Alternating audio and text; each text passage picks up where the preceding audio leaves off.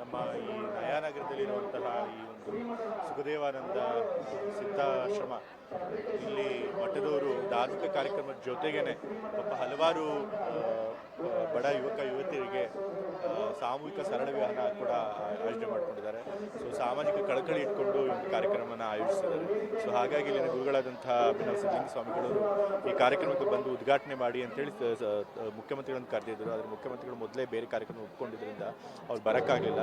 ಅವ್ರ ಪ್ರತಿನಿಧಿಯಾಗಿ ನಾನು ತಂದೆಯವರ ಅವಧಿಯಲ್ಲಿ 3 ವರ್ಷಗಳಿಂದ ನಿರಂತರ ಒಳ್ಳೆ ಮಳೆ ಬೆಳೆ ಆಗ್ತಾ ಇದೆ. ಸೊ ಸ್ವಾಮಿಗಳ ಪ್ರಾರ್ಥನೆ ಕೂಡ ಅದಕ್ಕೆ ಯಾವುದೇ ಧಾರ್ಮಿಕ ಕ್ಷೇತ್ರಕ್ಕೆ ಹೋದರೂ ಪ್ರಾರ್ಥನೆ ಮಾಡ್ಕೊಳ್ಳೋದು ಅಷ್ಟೇ.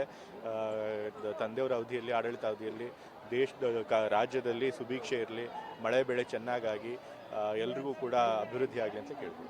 ಇನ್ನು 5 ವರ್ಷಗಳ ಕಾಲ ಯಾವುದೇ ಗೊಂದಲ ಇಲ್ಲದೆ ತಂದೆಯವರ ಮುನ್ನಡೆಸ್ಕೊಂಡು ರಾಜ್ಯ ಹೋಗಲಿ ಅನ್ನುವಂಥದ್ದು ಕೂಡ ಬಹಳಷ್ಟು ಜನ ಸ್ವಾಮಿಗಳದ್ದು. ಅದೆಲ್ಲ ನಮ್ಮ ವೈಯಕ್ತಿಕ ಬೇಡಿಕೆಗಳು. ಬಟ್ ಅದಕ್ಕಿಂತ ಹೆಚ್ಚಾಗಿ ರಾಜ್ಯ ಜನಕ್ಕೆ ಒಳ್ಳೆಯದಾಗಲಿ ಅಂತಲೇ ಮುಖ್ಯವಾಗಿ ಬೇಡ್ಕೊಳ್ಳುವಂಥದ್ದು. ಮತ್ತು ಇನ್ನು ಅವರ 5 ವರ್ಷ ಪೂರೈಕೆ ಬಗ್ಗೆ ಅವರೇ ಮುಖ್ಯಮಂತ್ರಿಗಳೇ ಮಾತನಾಡಿದ್ರು. ಸೊ ಅದ್ರ ಬಗ್ಗೆ ಮತ್ತೆ ಹೆಚ್ಚು ಪದೇ ಪದೇ 136 ಶಾಸಕರು ಇದ್ರೂ ಕೂಡ ಚರ್ಚೆಗಳು ಪದೇ ಬರ್ತಾ ಇದೆ.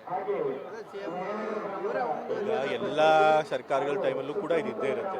ನಮ್ಮ ಸರ್ಕಾರ ಏನು ಇದಕ್ಕಿಂತ ಹೊರತಾಗಿಲ್ಲ. ಕಳೆದ ಬಾರಿ BJP ಇದ್ದಾಗ ಆಗಲೂ ಕೂಡ ಅದೇ ರೀತಿ ಆಗಿತ್ತು ತಾನೆ. ಆಗಲೂ ಕೂಡ ಮುಖ್ಯಮಂತ್ರಿಗಳ ಬದಲಾವಣೆ ಬಂದಿರ್ಬೋದು.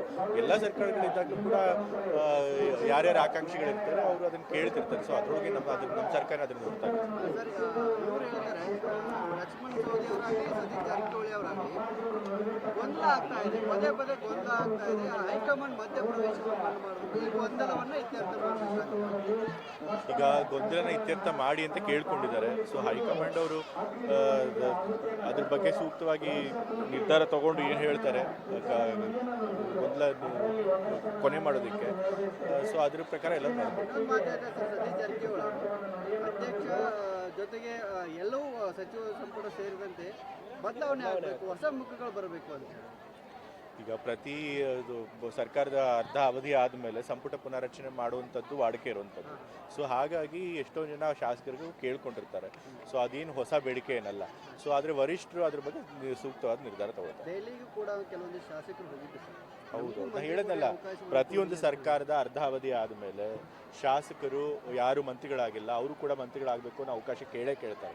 ಅದೇನು ಹೊಸದಾಗೇನಲ್ಲ. ಸೊ ಈ ಸರಿ ಕೂಡ ಅದನ್ನೇ ಕೇಳಿದ್ದಾರೆ. ಬಟ್ ಅದ್ರ ಬಗ್ಗೆ ವರಿಷ್ಠರು ಸರಿಯಾದ ತೀರ್ಮಾನ ತಗೊಳ್ತಾರೆ.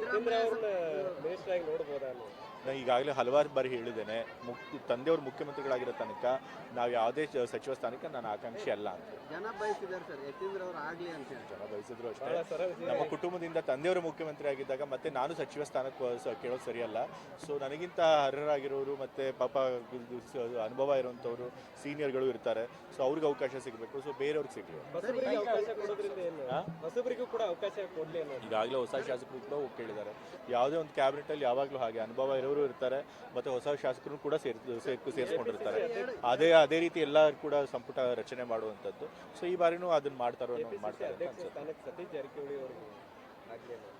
ಅದ್ರ ಬಗ್ಗೆ ನಾವು ಹಿಂಗೆ ಮಾತಾಡೋಕ್ಕಾಗಲ್ಲ. ಯಾಕೆಂತಂದರೆ ಇದು ಎಲ್ಲ ನಮ್ಮ ವರಿಷ್ಠರು, ನಾಯಕರು, ಹೈಕಮಾಂಡ್ ಅವರು ತೀರ್ಮಾನ ಮಾಡಬೇಕು. ಅದ್ರೊಳಗೆ ನನ್ನ ಪಾತ್ರ ಏನಿರಲ್ಲ. ಸೊ ಹಾಗಾಗಿ ಅದ್ರ ಬಗ್ಗೆ ಎರಡು ಉಪಚುನಾವಣೆ ಆಗಿದ್ದಾವೆ.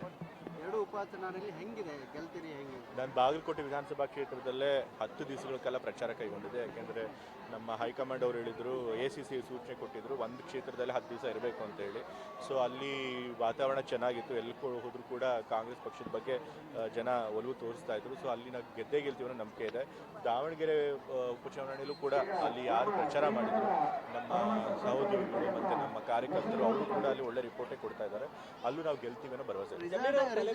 ರಿಸಲ್ಟ್ ಬಂದಿಲ್ಲ ಸರ್, ಆದರೂ ಕೂಡ ಇಲ್ಲಿ ಕೆಲವೊಂದಿಷ್ಟು ಅಂದರೆ ಈಗ ನನಗೆ ಗೊತ್ತಿರೋ ಮಾಹಿತಿ ಪ್ರಕಾರ ಎಲ್ಲ ನಾಯಕರುಗಳು ಒಟ್ಟಾಗಿ ಪ್ರಚಾರ ಮಾಡಿದ್ದಾರೆ. ವರಿಷ್ಠರಿಗೆ ಏನು ಮಾಹಿತಿ ಇದೆಯೋ ಗೊತ್ತಿಲ್ಲ. ನಾನು ದಾವಣಗೆರೆ ಉಪಚುನಾವಣೆಗೆ ಪ್ರಚಾರಕ್ಕೆ ಹೋಗಿರಲಿಲ್ಲ.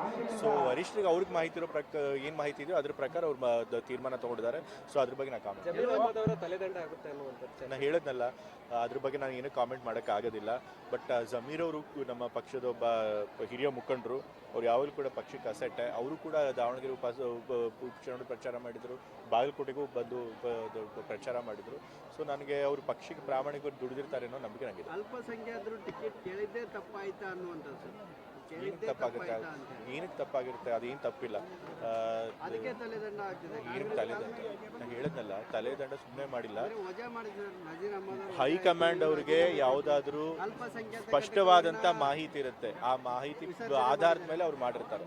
ಸೊ ಆ ಮಾಹಿತಿ ನನಗಿಲ್ಲ, ಸೊ ಅದ್ರ ಬಗ್ಗೆ ನಾ ಕಾಮೆಂಟ್. ವಿನಯ್ ಕುಲಕರ್ಣಿ ಅವ್ರದ್ದು ವಿಷಯ, ವಿನಯ್ ಕುಲಕರ್ಣಿ ಅವರಿಗೆ ಕೋರ್ಟ್ ಇವಾಗ ಅವ್ರನ್ನ ತಪ್ಪಿತಸ್ಥರು ಅಂತ ಹೇಳಿದೆ. ಬಟ್ ಆದರೆ ಹೈಯರ್ ಕೋರ್ಟ್ಗೆ ಅಪೀಲ್ ಕೂಡ ಅವಕಾಶ ಕೊಟ್ಟಿದ್ದಾರೆ. ಸೊ ಅವ್ರಿಗೆ ಇನ್ನೂ ಕೂಡ ಲೀಗಲ್ ಬ್ಯಾಟಲ್ ಮಾಡೋದಕ್ಕೆ ಅವಕಾಶ ಇದೆ. ಸೊ ನೋಡೋಣ ಏನಾಗುತ್ತೆ.